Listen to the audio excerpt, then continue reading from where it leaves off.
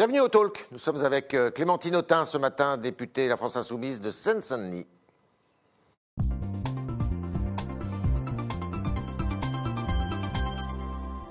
Bonjour Clémentine Autain. Bonjour Yves Tréhard. Bienvenue au Talk. Alors, il y a une pétition qui a été signée par plusieurs élus de gauche, écologistes, en disant Français, Françaises, ils ne disent pas ça comme ça, mais ne faites pas vos courses sur Amazon à l'occasion des fêtes de Noël. Est-ce que vous trouvez vraiment que ça soit une bonne idée ?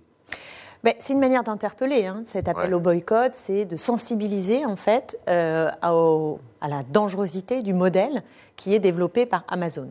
Après, on peut aussi insister sur une autre proposition que nous faisons, c'est la taxe. La fameuse taxe, pour faire en sorte d'abord que Amazon paye ses impôts en France. Parce que le sujet, il est surtout là. Bien sûr qu'il est Amazon surtout là. permet à des commerçants, justement, de pouvoir vendre leurs Bien produits. sûr qu'il est surtout là. Le sujet, il est donc d'abord c'est un peu un non-sens, cette pétition. Taxe, un enjeu de... Non, je crois que c'est une forme qui existe pour un grand nombre en fait, de sujets qu'on utilise et qui permet d'ailleurs qu'on en parle. C'est-à-dire que ça interroge, oui, est-ce qu'on doit faire nos courses par le biais d'Amazon ? Parce que il y a l'enjeu de la taxe, que Amazon paye ses impôts, les enjeux sur le traitement des salariés, qui ne sont d'ailleurs souvent pas des salariés, qui ont des statuts hybrides et précaires.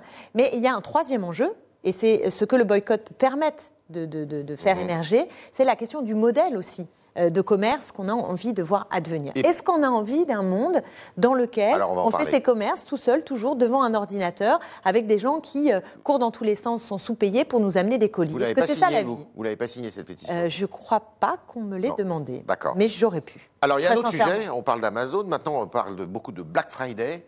Donc Black Friday, c'est une tradition qui n'est pas du tout française d'ailleurs, qui consiste à faire des rabais dans les commerces après Thanksgiving. Enfin, tout ça nous est importé du monde anglo-saxon. Quelques commerçants, beaucoup de commerçants, font pression pour que la réouverture des commerces se produise donc vendredi prochain. Est-ce que vous êtes pour, vous ? Oui. Clairement, oui. Et d'ailleurs... Mais en prenant prétexte de ce Black Friday ? Non, d'abord, ce qu'il faudrait... C'est deux choses différentes. On ne comprend pas le gouvernement. Je vous explique les deux. Alors, il y a le Black santé, Friday. Et puis, on est à la remorque d'une fête hyper commerciale. Il y a plusieurs sujets. Il y a d'abord le Black Friday, puisque vous me posez la question. Bon, il faut savoir, et que Choisir l'a très bien expliqué, que c'est un moment promotionnel dans lequel vous avez énormément d'arnaques. Énormément d'arnaques, c'est-à-dire qu'on vous explique qu'il y a des promotions qui ne sont en réalité que de faibles soldes, et c'est une manière d'inciter la pulsion d'achat. C'est-à-dire qu'on vous focalise, on vous dit le vendredi 27, il ne faut pas rater, et donc même des choses dont vous n'auriez pas besoin, vous pouvez être sommé de les acheter en vous disant c'est aujourd'hui ou jamais, et ça va être une super affaire. Ce qui n'est pas toujours le cas, c'est-à-dire que vous avez beaucoup de mauvaises affaires dans ce jour-là. Donc ça, c'est le premier sujet, c'est au fond, est-ce qu'il faut un Black Friday ? Même hors Covid, c'est quand même pas certain. Bon. Et le gouvernement devrait en tout cas réglementer, c'est-à-dire faire en sorte qu'il n'y ait pas d'arnaque et que les choses soient réglementées. Et sur le principe de rouvrir ce jour-là ? Et la deuxième question, c'est rouvrir ce jour-là ou un autre. C'est la fermeture des petits commerces aujourd'hui. Est-elle légitime ? Moi, j'interroge vraiment. Je ne comprends pas comment on peut laisser de grandes surfaces ouvertes dans lesquelles souvent c'est assez enfermé, on croise énormément de monde et donc potentiellement, je veux dire, des risques de contamination peuvent s'y trouver, et que de petites unités qui ont des procédures importantes pour essayer de faire tous les gestes barrières, qui ne vont pas devenir des grands clusters, sont eux fermés. C'est un choix du gouvernement. C'est un choix du gouvernement. Moi, vous contestez ce choix ? Je le conteste d'autant plus que la grande distribution a les reins suffisamment solides, puisqu'elle trouve encore la possibilité de reverser des dividendes à ses actionnaires. Eh bien, elle a les reins suffisamment solides pour s'embourber d'une certaine manière. Vous dites ça, et elle a recours pour certaines enseignes au chômage partiel. Ah bah oui, en plus. Ça vous le critiquez ? Enfin, écoutez, elle le fait, y compris sur des emplois qui ne concernent pas des fermetures de rayons. C'est quand même un scandale. Ça devrait être interdit. C'est inadmissible, inadmissible. Et c'est encore une fois un choix du gouvernement. Privilégier la grande distribution sur le commerce de proximité, c'est une certaine idée que l'on se fait des rapports, du lien social et aussi du type de commerce qu'on veut voir se développer. Les commerçants et les artisans prennent très cher dans cette affaire. On est au cœur de votre livre, là. Je crois qu'on peut le voir en incruste sur l'écran. À gauche, en sortant de l'hypermarché, tout un programme que vous avez écrit d'ailleurs à l'occasion du premier confinement. votre livre, dans votre livre, vous dites l'écosystème doit changer. En gros, vous réfléchissez au monde d'après. Mais en le lisant, on se dit, mais est-ce qu'elle ne prône pas une décroissance ? La question de la décroissance, j'aime pas tellement en fait enfermer les choses dans croissance ou décroissance, je trouve ça assez faible. D'abord parce que je conteste le produit intérieur brut, c'est-à-dire la mesure de la richesse qui existe aujourd'hui. Il faut qu'on s'interroge sur qu'est-ce que la richesse. Ça, c'est le premier point. Et sortir de ces grandes heures du productivisme où on pensait toujours qu'avoir plus, c'était avoir le mieux. Et donc, il faut rompre sur ce lien entre le plus égale le mieux. Et donc, il y a des secteurs sur lesquels il faut croître. Je vais prendre des exemples, mais par exemple, si on veut investir dans la rénovation thermique, on sait que c'est un nerf de la guerre dans la lutte contre le réchauffement climatique. Vous allez croître, le secteur va croître, puisqu'il y a plus de gens qui vont faire la rénovation thermique. En revanche, il y a des endroits sur lesquels on sait qu'il faut décroître, trouver des alternatives à la voiture. Et donc, il faudrait que, par exemple, le fait de prendre sa voiture très polluante, là, ce soit un secteur qui puisse décroître. Mais il faut qu'on ait une maîtrise. Vous voyez ce que je veux dire ? Le problème, c'est qu'aujourd'hui, c'est la loi du marché, la logique de la concurrence, libre et non faussée, qui domine et non pas une impulsion, une maîtrise publique politique. On est poussé à consommer et non pas poussé à consommer intelligent, c'est ça en fait. Exactement. D'abord, on est aussi j'en parle beaucoup dans ce livre parce que je trouve que les politiques n'en parlent pas assez. Mais tu vois, la société de consommation, on est tous dedans, moi comme vous, et comme vous les gens qui nous regardent. Néanmoins.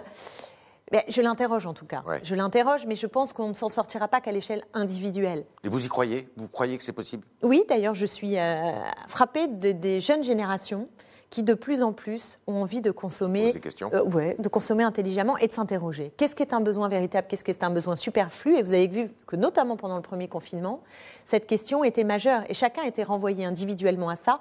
Mais je pense que c'est une question collectif. Qu'est-ce qu'on décide de produire ? Qu'est-ce qu'on décide d'arrêter de produire ? Comment on a une maîtrise ? Comment on assure aussi de produire des choses qui sont bonnes pour la santé, bonnes pour l'environnement et bonnes aussi pour le plaisir de la vie. Écoutez, avec ces deux confinements, la question du plaisir de la vie, du sens de la vie, on a l'impression que c'est subalterne, qu'il faudrait vivre juste pour être un corps vivant.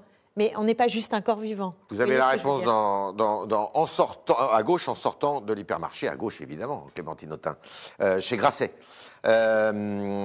Alors justement, parce qu'il y a quand même une remise en question du capitalisme tel qu'il fonctionne aujourd'hui, mais on le voit, ce capitalisme, il n'a pas que du mauvais. Enfin, je voudrais avoir votre opinion.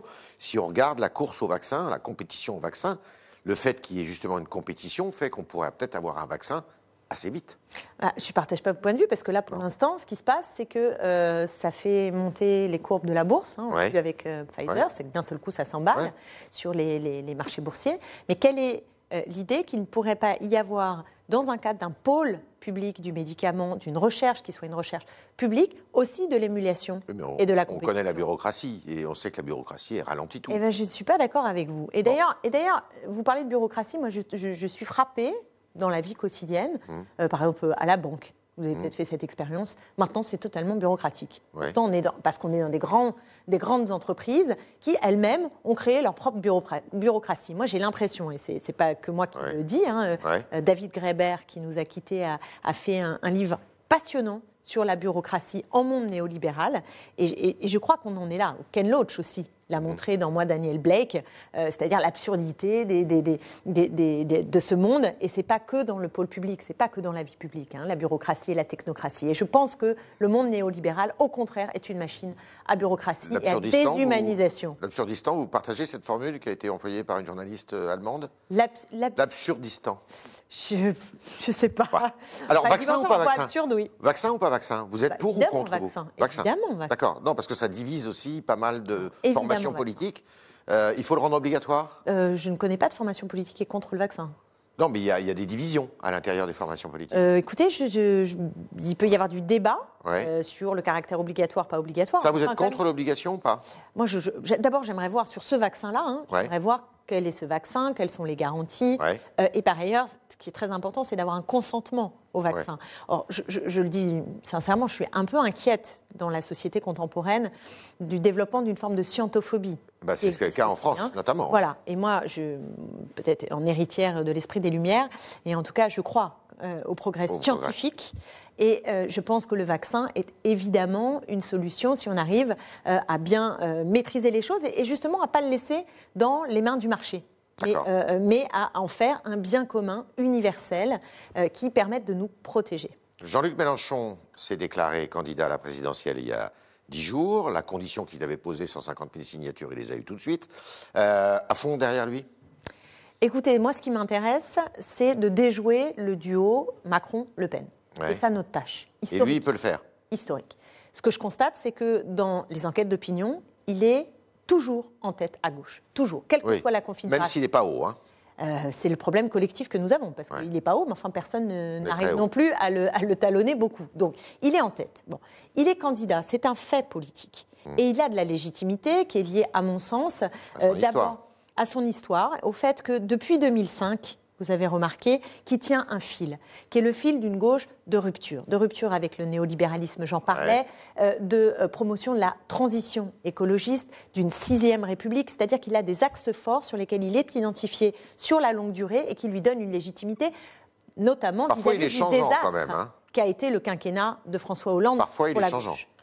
Oui, mais sur la longue durée, parfois... Et d'ailleurs, vous le lui reprochez... Oui, vous voyez ce que vous faites dire. Oui, oui, mais vous le lui reprochez vous-même, parce que vous-même, vous le dites. Parfois oui, parfois non. Parfois, je ne lui reproche pas, parce que parfois, c'est bien de bouger. Mais, donc, mais ce que je veux dire, c'est que dans la longue durée, il a cette permanence. C'est un atout. Et la deuxième chose, c'est que la situation dans laquelle nous sommes aujourd'hui n'est pas celle des précédentes candidatures, puisqu'il a davantage un équipage qui est avec lui. Il ne parle pas seul. D'abord, le groupe à l'Assemblée nationale. Vous êtes tous unis derrière lui? On est tous déterminés à faire gagner une gauche franche, une gauche capable de déjouer le duo Macron-Le Pen et qui permette un changement en profondeur, d'améliorer les conditions de vie des gens et de créer une dynamique populaire. Et il n'est pas un peu usé, Jean-Luc Mélenchon? Vous êtes beaucoup à être jeune autour de lui. Je ne dis pas qu'il est vieux, il n'est pas vieux, mais il est il a son âge, c'est normal. Est-ce qu'il n'aurait pas dû, justement, passer le relais? Il a fait le choix d'être candidat et il est dans les enquêtes d'opinion en tête. Je ne peux pas vous dire autre chose, c'est que là, on est devant cette réalité politique. Il est en tête. Et vous croyez et que la situation est quand même... Je ne sais pas si... faut le mesurer peut-être, nous, dans notre chair, parce qu'on est des militants politiques attachés à l'émancipation humaine. Mais moi, je ressens une urgence terrible et une gravité de la situation. Parce que le problème, c'est que l'extrême droite, maintenant, est potentiellement aux portes du pouvoir et que le gouvernement actuel et tous ceux qui, en gros, mènent des politiques de ce type depuis à peu près une trentaine d'années en France, on se rend compte que ce n'est pas un rempart pour l'extrême droite, vis-à-vis de l'extrême droite. Et beaucoup qui ont voté Macron au deuxième tour, comme moi d'ailleurs, on a un peu l'impression de s'être fait, avoir. Voilà, de s'être fait avoir. Donc là, il faut qu'on sorte de la souris dans la roue, voyez, c'est-à-dire voter pour quelque chose qui est censé nous éviter le pire, mais au final alimente le pire, pour tracer un chemin de progrès humain, et c'est ça notre tâche historique de refondation politique, sociale et écologique. Et on ne fera pas tout seul, je vous le dis. Jean-Luc Mélenchon, alors justement, est-ce qu'il peut faire l'union de la gauche? En tout cas, moi, je vous le dis, ma responsabilité, mon travail depuis très longtemps, c'est d'abattre les murs au sein des gauches et des écologistes. La France insoumise a des atouts, mais elle ne gagnera pas seule. Elle ne sera pas au second tour mais vous voyez bien, ce week-end d'ailleurs, c'est à l'heure du jour de réunion d'Europe Écologie Les Verts, du Parti Socialiste, qui n'ont pas l'air quand même de vouloir se ranger derrière Jean-Luc Mélenchon. Même le Parti communiste dit qu'il présenterait bien un candidat. Donc ça va être compliqué. C'est d'ailleurs assez amusant de constater beaucoup de leaders au Parti socialiste, chez les Verts, ou parfois même aussi chez les communistes, parler beaucoup d'union de la gauche. Tout le monde en parle, au final, mais personne ne l'a fait. Donc il y a un peu une espèce de bal des hypocrites où on en parle beaucoup, puis chacun prépare son couloir de nage, qui chez les Verts, un candidat à la présidentielle avec la primaire, ou des régionales s'entendent la main aux autres, qui, au Parti socialiste, veulent faire l'union, mais par exemple sans la France insoumise, l'union des gauches sans la France insoumise, je ne sais pas très bien quelle tête ça pourrait avoir. Donc vous voyez, il y a quand même un petit sujet. Mais moi, je pense que nous devons partir des idées du fond. Parce qu'il faut à la fois du rassemblement, mais il faut aussi une ligne qui soit suffisamment cohérente et claire, en rupture avec les errements du passé. Et c'est ces deux fils que nous avons à tenir. Mais pour cela, moi, je suis partisane qu'on fasse des passerelles qu'on abatte les murs plutôt que d'essayer à chaque fois de faire des frontières étanches en disant voilà, nous on a raison et puis le reste du monde au revoir. Et c'est vrai aussi pour le mouvement social, c'est vrai aussi pour le monde culturel et intellectuel qui aujourd'hui se pose des questions, y compris vis-à-vis de Jean-Luc Mélenchon, il faut le dire. Mais moi je leur dis aujourd'hui, prenons au sérieux la proposition de Jean-Luc Mélenchon de discuter du programme, la proposition de la France insoumise de créer un cadre, un espace politique ouvert qui rassemble pour la présidentielle et les législatives au-delà des seules forces insoumises. Pourquoi ne pas faire des primaires ? Alors, les dernières fois qu'on a fait des primaires, on ne peut pas dire que c'était il n'y en a jamais eu à la France insoumise. Glorieux. Mais si on veut faire des primaires, même si on se projette dans une idée de primaire, on sait qu'il faut qu'on ait un cadre commun. Ouais. C'est-à-dire que moi, je ne vais pas faire, avec d'autres, on ne va pas faire une primaire dans laquelle Cambadélis, on dirait, bah oui, si Cambadélis gagne, bien sûr, on se met derrière Cambadélis. Ouais. C'est pas vrai. Ou derrière Yannick Jadot, ça n'est pas vrai. C'est pas la réalité. Donc, un cadre même de désignation de ce type, même s'il faut réfléchir et prendre la mesure de ce qu'ont été les expériences passées, et peut-être qu'on peut trouver des formes plus innovantes pour l'avenir. Ce que je veux dire, c'est que pour le faire, il faut quand même être dans un cadre particulièrement cohérent. Voilà. Donc vous êtes pour l'union, mais l'union derrière Jean-Luc Mélenchon. Non, je prends acte de sa candidature et de sa légitimité dans les enquêtes d'opinion. C'est ça que je suis en train de vous dire. Et je dis maintenant, avançons sur le fond et sur le cadre général présidentiel et législatif. On est avec Clémentine Autain, députée de la Seine-Saint-Denis. Et on continue avec vos questions, chers internautes, qui sont posées ce matin par Julie Coulon-Profisi.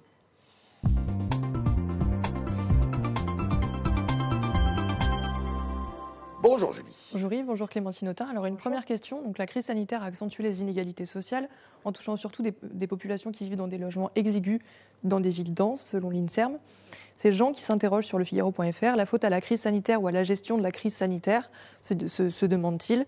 Donc il faudrait comparer, dit-il, la situation économique par exemple avec des pays comme la Suède qui n'ont pas confiné pour se rendre réellement compte. Alors selon vous, c'est la crise ou c'est la gestion qu'on doit mettre en cause ?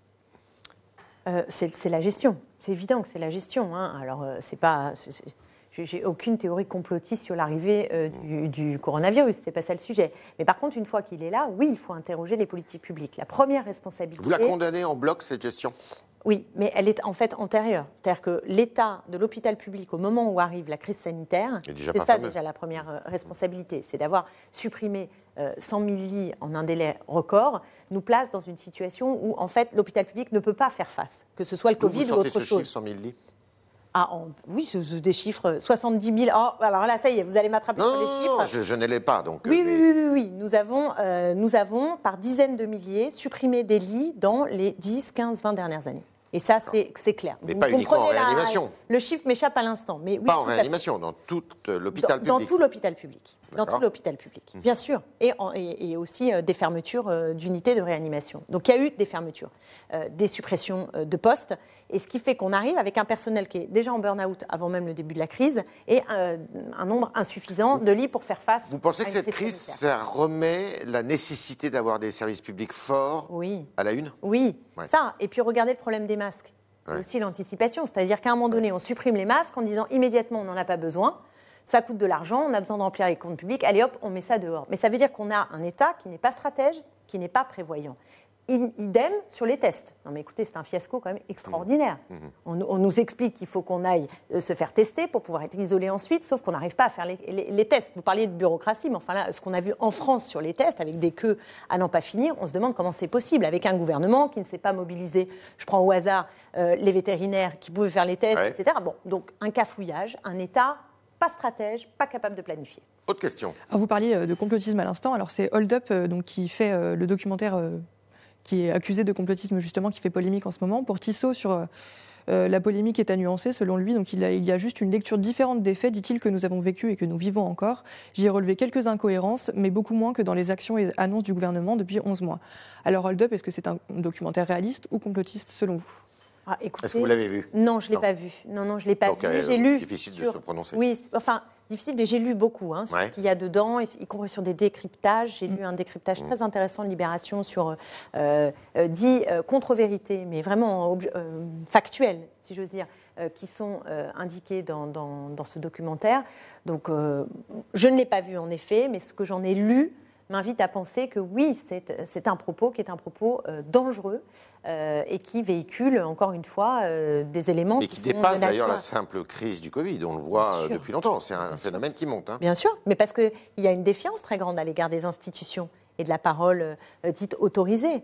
Et on en arrive, y compris, à remettre en cause le monde scientifique, la recherche scientifique. On en est là. Donc moi, je pense que quand M. Darmanin parlait, vous savez, de la crise de l'autorité, il parle beaucoup de ça. Mais l'autorité, pour qu'elle fonctionne, il faut qu'elle soit légitime. D'où notre proposition d'une nouvelle République. Parce que refonder tout le système institutionnel, qui concerne aussi la justice, les médias, enfin vraiment tout, je pense que c'est une espèce de possibilité de renouer un lien de confiance entre les citoyens et les citoyennes et les institutions. Avec la possibilité de révoquer un ministre des élus. Oui. C'est possible, vous êtes d'accord avec ça?